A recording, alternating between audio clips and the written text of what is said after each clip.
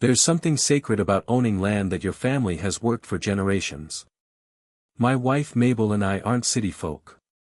We're both in our 60s now, and our ranch out in northern Arizona has been in my family since the Roosevelt administration.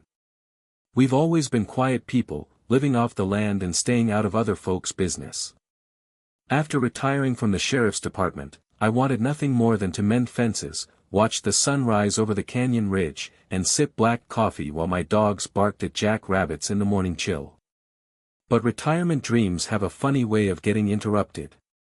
It all started a little over a year ago when we noticed survey flags dotting a patch of our Lower East pasture. At first, I assumed it was utility crews marking lines.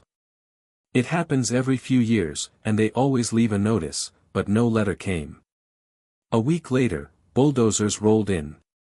Now, I wasn't born yesterday.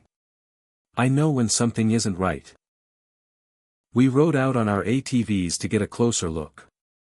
That's when we saw what they were doing. Concrete forms were being laid down. And not just any forms. They were building a community clubhouse. I flagged down one of the construction workers.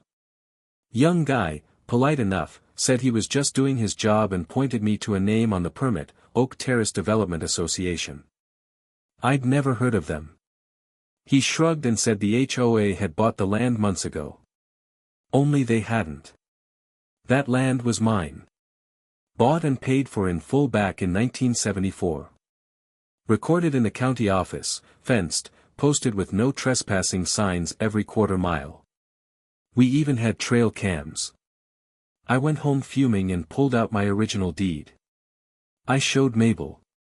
She stood there staring at it for a long time, then calmly went to the closet and pulled out the locked gun case. She didn't say a word. She just looked at me with that steel-eyed look I'd only seen once before, back in 1987, when a mountain lion tried to take one of our colts. "I'm guessing it's time to go talk to our new neighbors," she said. And that's exactly what we did. With our documents in hand and sidearms holstered, we headed back out to the site. What happened next? Let's just say these HOA folks weren't nearly as brave once they saw the look in Mabel's eyes. We didn't rush. That's not our style.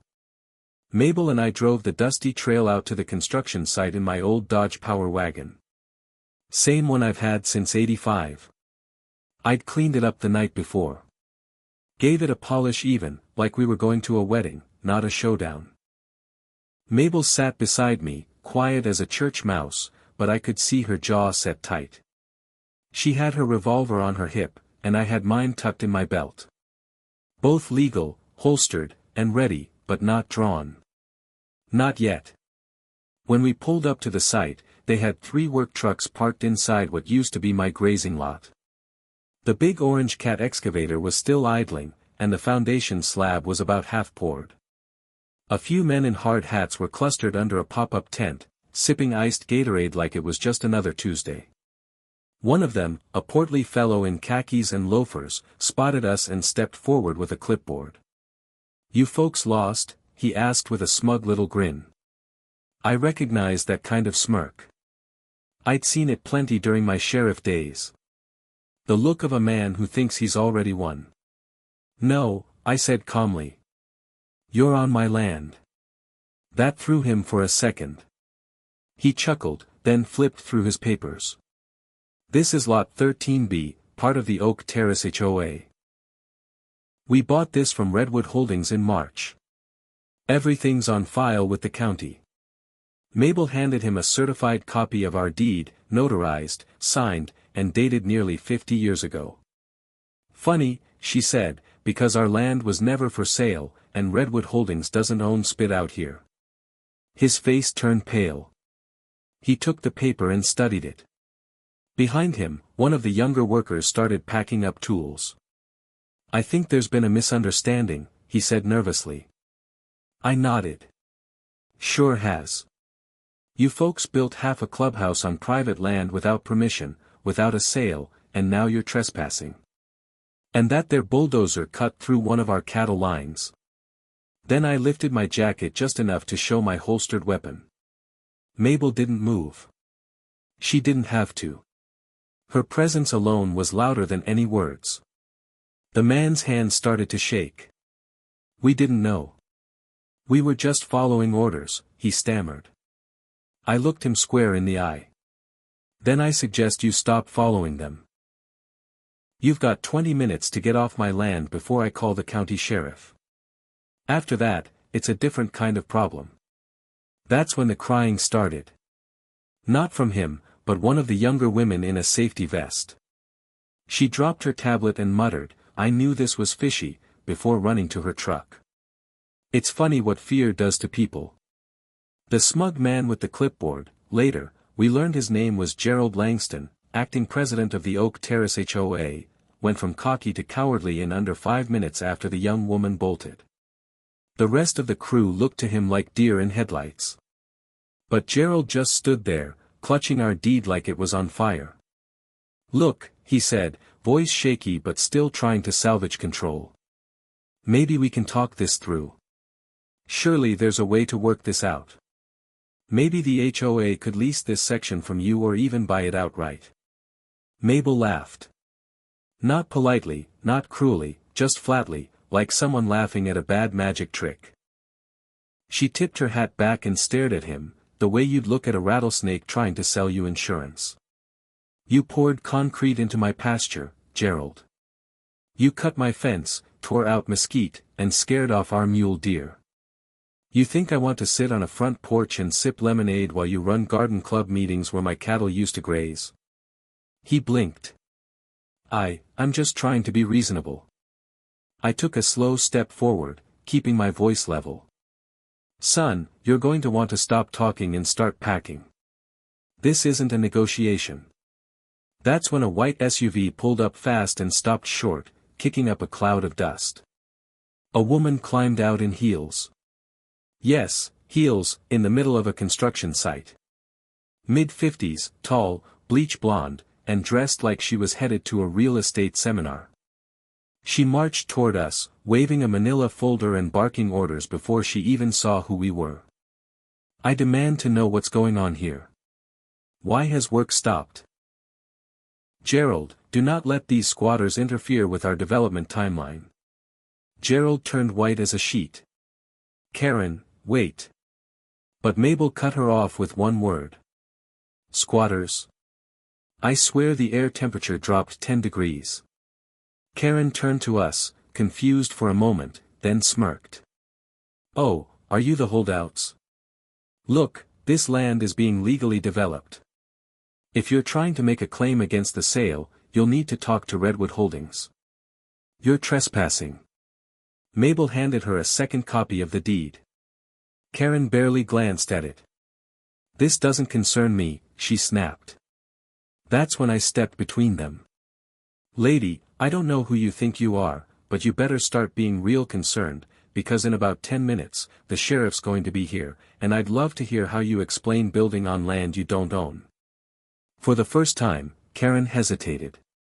Her lips trembled, and just like that, she turned and ran. Karen didn't just walk away. She ran, full-on sprinted back to that white SUV of hers. Gravel shot out behind the tires as she peeled off down the ranch road, leaving a swirling dust cloud and a dumbfounded Gerald in her wake. Nobody said a word for a moment. Even the construction crew looked frozen in place, like a scene out of a bad western. Mabel turned to me and said calmly, "Well, that was something." I nodded. "Let's call the sheriff." 15 minutes later, Deputy Harlan showed up in his cruiser. He's a good man, younger than me by a couple decades, but we'd worked together years back. He gave me a grim nod when he saw the torn-up pasture and half-finished foundation. We showed him the deeds, the fence line records, the damage. He took photos, walked the site, and listened quietly as Gerald tried poorly to explain his way out of it. "You're telling me your HOA bought this land from a company that never owned it?" Harlan asked. Gerald nodded weakly. "Redwood Holdings assured us everything was legitimate. We paid full price, got all the paperwork. I don't know how this could have happened." I could tell Harlan was already putting the pieces together. He motioned for Gerald to sit down on the back of his truck while he called it in. Now, here's the twist. Redwood Holdings wasn't a legitimate company. Turned out it was a paper front, a fake LLC set up by a con artist out of Phoenix. He forged property records and sold off parcels of land he didn't own to desperate HOAs looking to expand. He'd made a fortune off their greed. Gerald and the HOA board had cut a deal without doing their homework. No title search, no legal survey, nothing. They got scammed. And in trying to cover their mistake, they broke about a dozen trespass and land use laws. It didn't take long for the legal machine to start rolling. Gerald resigned a week later. The HOA got slapped with fines from the county and civil suits from multiple landowners. We weren't the only ones affected. 2 other ranchers had been hit with similar illegal builds. Karen, she vanished like smoke. Rumor is she fled to Nevada, but nobody's seen her since. As for Mabel and me, we had the concrete ripped out, the land regraded, and the fence rebuilt. The county offered assistance, and the HOA, under new leadership, paid for the damages. We got our pasture back. Scarred, sure, but whole. Some folks say the country's gone soft. Maybe. But out here, you don't let people take what's yours. And if they try, you stand your ground, firm and armed, and make sure they never forget who really owns the land. If you enjoyed watching a crooked HOA get what it deserved on our land, no less, go ahead and hit that like button to show your support. Got a story of your own? Maybe someone tried pulling a fast one on your property? Drop it in the comments. We read every single one. And if you want more true stories of justice served cold in the dust and sun, go ahead and subscribe. Out here, we believe in standing your ground and telling the truth, no matter how messy it gets.